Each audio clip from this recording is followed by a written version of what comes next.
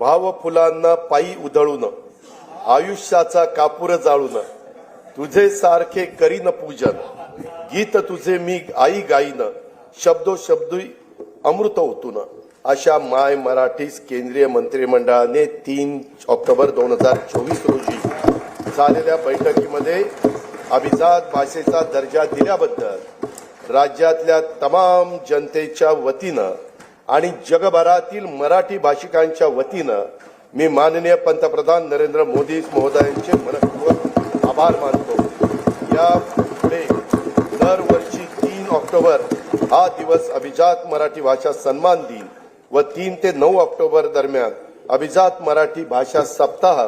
साजरा करण्यात येईल। मराठी भाषा विद्यापीठ रिद्धपूर येथे